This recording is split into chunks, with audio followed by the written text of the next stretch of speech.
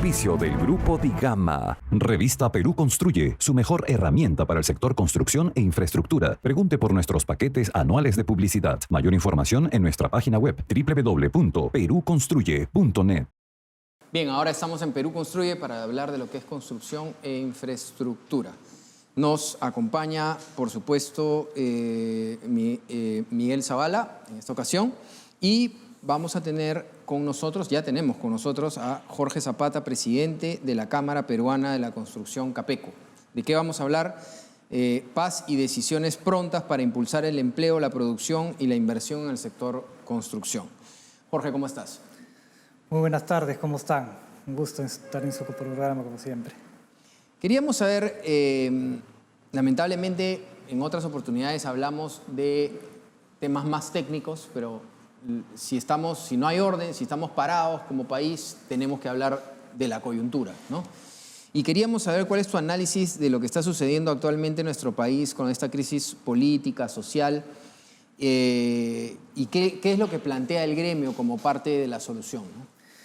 Bueno, evidentemente tenemos que parar de una vez ya esta convulsión social que nos hace mucho daño como país. Primero hay que lamentar las muertes que han habido producto de esta convulsión social.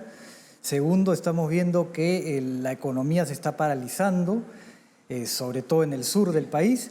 Y tercero, que está afectando a los más necesitados, a la gente que vive del día a día, que necesita salir a trabajar todos los días, la gente que vive del turismo, la gente que tiene un pequeño negocio, un pequeño comercio, la gente que tiene una pequeña empresa de transportes o los agricultores que no pueden sacar su producto. Así que lo que demandamos, lo que necesitamos es que el Congreso de una vez ya tome la decisión de fijar las elecciones y le pongo una fecha para poder dar aire al país y que esto signifique que nos podamos sentar a conversar y a parar ya toda esta convulsión social. Ahora, no necesariamente, ¿no? Las elecciones es una certeza de que van a parar los radicales, ¿no? Lamentablemente se habla de elecciones, se habla de la renuncia a la presidencia, se habla de la Asamblea Constituyente. El tema también pasa por arreglar y poner orden primero para después ver cuáles son los temas más importantes, ¿no? Mira, lo que ocurre es que esta convulsión tiene una diversidad de grupos, ¿no es cierto? Hay una cantidad de grupos distintos metidos, hay ilegales, hay minería ilegal, hay dinero de otras actividades ilícitas. Hay gente que se pliega engañada, hay gente que es agitada, así es. Hay grupos de izquierda, rezagos de Sendero y todo lo que ya sabemos, ¿no? Entonces, si nosotros fijamos la fecha de elecciones, de repente vamos a dejar aislados a los más radicales, ¿no? Pero ya no a la gente que está siendo engañada, que está siendo llevada a estas manifestaciones, que les están contando otra historia, ¿no? Jorge, hace algunos días presentaron su informe económico de la construcción. Queríamos saber un poco acerca de los resultados, cómo ha cerrado la producción del sector construcción en el 2022 y si las proyecciones para este año han variado en lo que ustedes pensaban en el año pasado.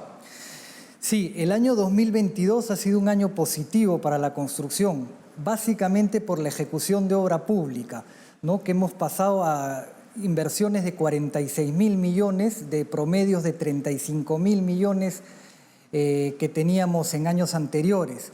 Ha sido un gran salto y esa es la parte positiva, pero la parte negativa es que la gran parte de la obra privada viene por el mercado inmobiliario. Y el mercado inmobiliario sí se ha caído, ha tenido un 13% menos de colocaciones de créditos hipotecarios. Pero la obra pública ha crecido tanto que al final el saldo de la construcción en general es positivo, con un crecimiento hasta noviembre del 4.6%. ¿Qué esperamos para el 2023? Esperamos que los gobiernos regionales, municipales, ejecuten los presupuestos de la forma adecuada. Lamentablemente, años anteriores nos han mostrado que los primeros años de estos gobiernos siempre cae la inversión por un tema de aprendizaje, de cambios de funcionarios, lo cual no debería ser. Deberíamos cambiar esa dinámica y esa situación que se da cada vez que entran nuevos gobernadores y nuevos alcaldes, ¿no? Si eso ocurre, deberíamos continuar con una buena dinámica de inversión pública.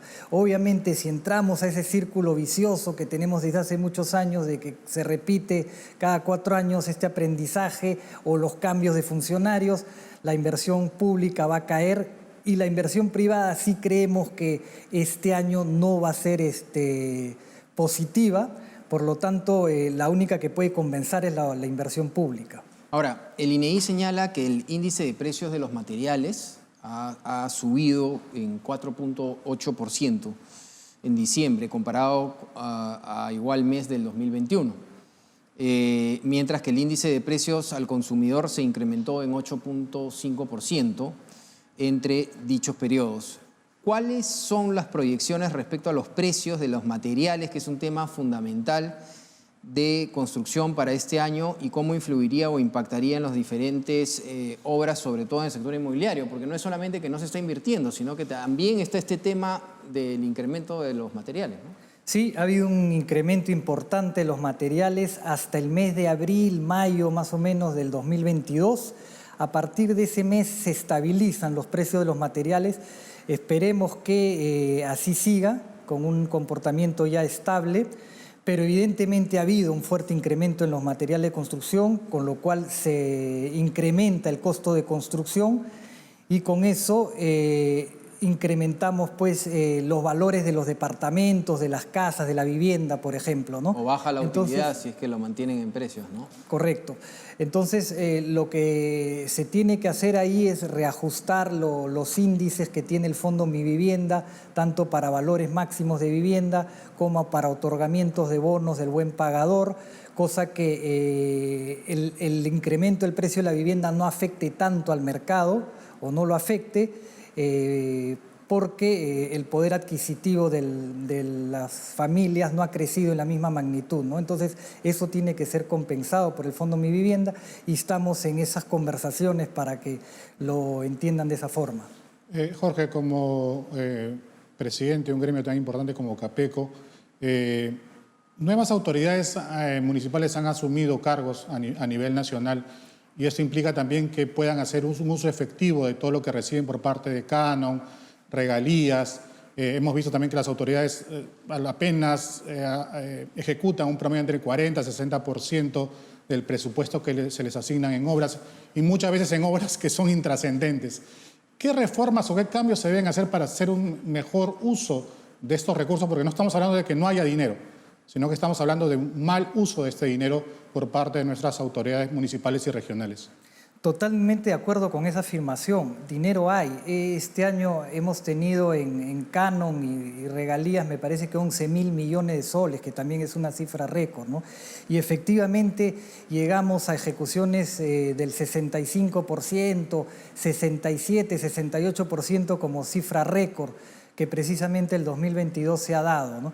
¿Qué ocurre?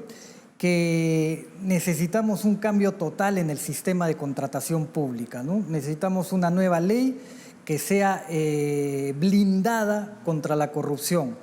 Y eso ya lo hemos hablado varias veces. Nosotros proponemos que los representantes o los miembros de los comités de selección no sean colocados por el titular del pliego, sino que hay una intervención de la sociedad civil, de repente a través de los colegios profesionales, de las universidades, para que esos miembros de esos comités de selección sean personas independientes a la entidad. Yo creo que eso haría mucho por evitar la corrupción. Otra cosa que hemos propuesto es que las entidades que convocan a procesos de selección se certifiquen, de manera que demuestren una capacidad de poder llevar a cabo un proceso importante, un proceso de selección de mucha cantidad de dinero, ¿no? Y otra cosa que hay que hacer, ya fuera de la ley, pero sí dentro del sistema de contratación pública y de gestión pública, es fortalecer a un organismo como Servir para que coloque a funcionarios, los capacite, y esos funcionarios de carrera, capacitados, entrenados, con expertise, se queden en el tiempo y no los estén cambiando cada gestión, ¿no? Ahora, la Municipalidad Metropolitana de Lima y las distritales, ¿no?, han tomado la decisión de la anulación unilateral de concesiones viales y la anulación de licencias de edificación. ¿Qué opinión tienes sobre este tema? Eso no es positivo de ninguna manera, ¿no? Los contratos de concesión claramente tienen un componente de seguridad jurídica, ¿no? Y tienen un componente de visión de los próximos inversionistas. Si los inversionistas ven que no hay seguridad jurídica, pues no van a invertir nuevamente, ¿no? Por un lado. Por otro lado, se usa el argumento de la corrupción. Es verdad, el concesionario que tuvo esa concesión en su momento incurrió en hechos de corrupción y debe ser castigado y debe ser sometido a la justicia como corresponda, a través de los órganos adecuados, a través de la fiscalía y todo lo que se está haciendo.